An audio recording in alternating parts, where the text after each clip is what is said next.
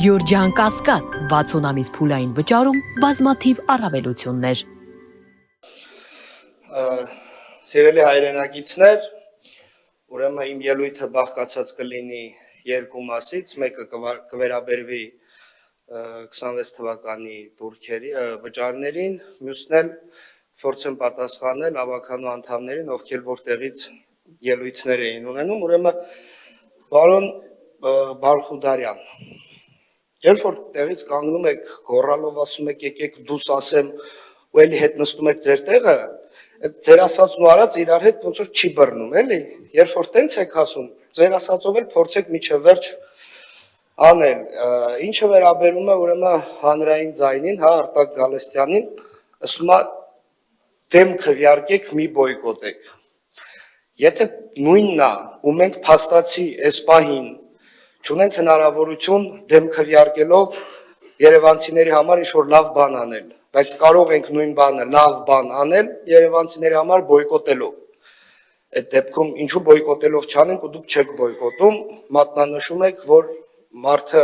հիվանդանոցում չի եկել, դուք էլ տաքությունով եք եկել, մարդը հիվանդանոցում թոքաբորբով պարկած է, ոնց գա, ինչ տնեն բան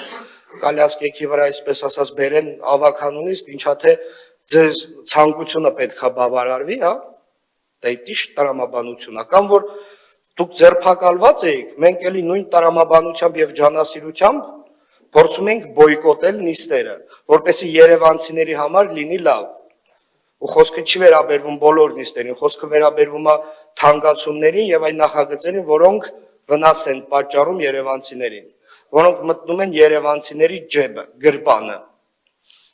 Տրամաբանությունը ես ձեր այդ որ ասում եք քվեարկենք դեմ, բայց բյուջեն անցնի, ոչ, եթե վճարներն ու տուրքերը քվեարկվեն դեմ, ապա բյուջեն ավտոմատ չի ստացվելու անցկացնել, բայց դրանից քաղաքի կառավարումը չի տապալվելու եւ քաղաքը կոլապսի չի ենթարկվելու։ Շարունակելով Տիգրան Ավինյանին պետք է չի պատասխանել, որտեվ շրիշակից ցածր այդ բառապաշարին կարծում եմ չարժե այսպես հայ ելույթով հանրային տարբերակով անդրադառնալ, տեղից արձագանքեցինք ինչքան հնարավոր էր։ Հիմա վճարների մասով։ Սիրելի երևանցիներ, ինչ է ստացվում, որ ԿՊ խմբակցությունը քաղաքապետարանի համենայն դեպս այս պահին դուրս է եկել դատարանների դեմ։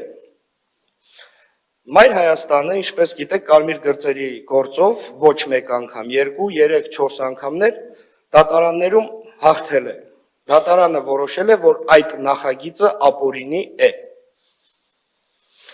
Բայց նրանք էլի նույն համառությամբ փորձում են ինչ անել, նորից թանկ տարբերակով բերում են։ Ու երբ որ հարցնում եք բացատրեք տրամաբանությունը, եթե դատարանն էլ է ասում, որ օրինաչափ չէ, ինչի համար եք դուք նորից էլի նույն տարբերակով բերում։ Տրամաբանությունը ուղղակի անհասկանալի է։ Սարքել եք անցած տարվանից դեռ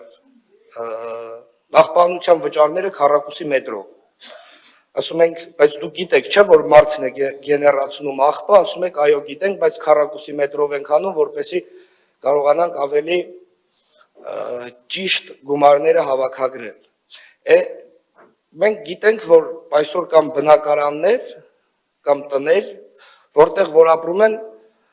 բազմաթիվ մարդիկ, այսինքն մի տան մեջ, ասենք 70 քառակուսյանոց տան մեջ, կարող է մինչև 10 հոգի ապրեն։ Ես որպեսզի շատ չխորանամ, բոլորդ էլ հասկանում եք ում եւ որ երևույթի մասին եմ խոսում։ Բայց դուք այդ բնակարանից նույն էլի քառակուսի մետրով եք գումարը վերցնելու։ Գոյություն ունեն համատիրություններ Երևան քաղաքում, բայց այդ համատիրությունները չգիտեսխի նորմալ չեն աշխատում։ Այդ դուք կարող եք համատիրություններին ասել, որպեսզի բոլոր բնակարաններում հստակ հաշվառում անցկացնեն, թե ինչքան մարդ է բնակվում ու շարունակեիք մեկ մարդու հաշվարկով աղբանության վճարները հավաքագրել։ Խոսում եք տրանսպորտի բարելավումից ու տարակ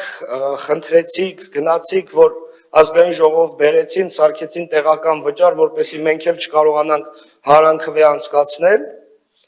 Հիմա բերել եք նորից տարբերակով ու ասում եք լավ է տրանսպորտը, բարելավել ենք։ Ես ձեզ կարող եմ մի տասնյակից ավել կանգառներ ասել, որոնք որ ես եմ այցելել, օրվա տարբեր ժամերի ու հիմնականում պիկ ժամերին ավտոբուս ուղղակի մարդիկ չեն կարողանում ֆիզիկապես մտնել։ Էլ չենք խոսում, որ դրա համար չեն էլ վճարում։ Սպասում են 2-3 ավտոբուս գալիս է, նոր փորձում են ինչ-որ ձև մտնել։ Ժամանակս վերջացավ, մնացածը հաջորդ ելույթներին անդրադառնամ։